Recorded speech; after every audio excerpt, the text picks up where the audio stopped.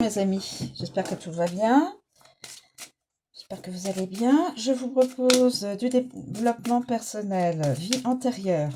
Alors, sur une période de vie et de lieu d'une vie antérieure. Dans une vie antérieure, dans un lieu, dans une période de vie. Alors, s'il vous plaît, pouvez-vous me communiquer une période de vie et de lieu dans une vie antérieure? Une vie antérieure, lieu de vie. Alors, s'il vous plaît, pouvez-vous communiquer un devis de lieu? S'il vous plaît,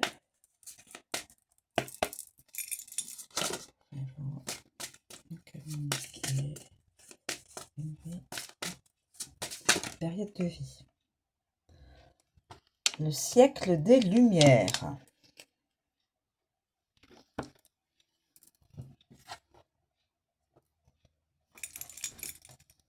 Le siècle des Lumières. Alors, je vais vous le dire. Donc, période de vie et de lieu. Alors.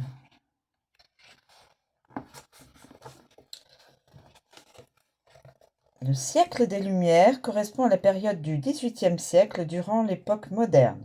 Cette époque est caractérisée par un grand développement culturel et philosophique en Europe qui est à l'origine d'inventions et de révolutions futures.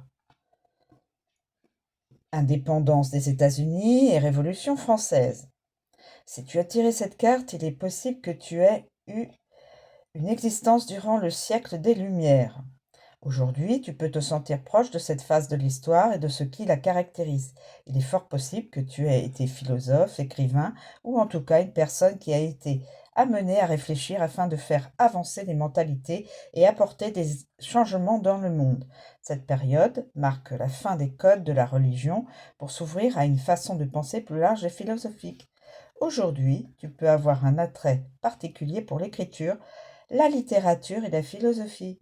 Tu peux être fasciné par la philosophie et avoir ce besoin de tout remettre en question, de te questionner sur ton existence et de remettre en cause les valeurs traditionnelles. Durant ce siècle de lumière, ton âme a pu être bercée par cette constante remise en question, une grande passion pour la philosophie, la quête de soi et du sens de la vie. Aujourd'hui, une partie de toi peut avoir du mal à s'ancrer parce que tu as été longtemps dans la réflexion et que peu dans les actions concrètes qui nécessitent un ancrage.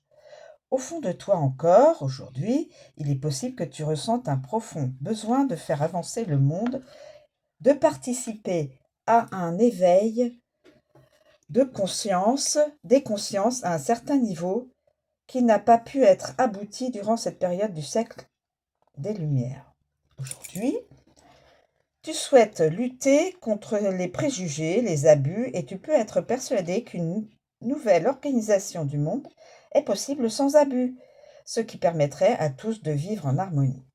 La liberté est aujourd'hui ta valeur principale et tu peux te battre pour faire perdurer la liberté pour tous.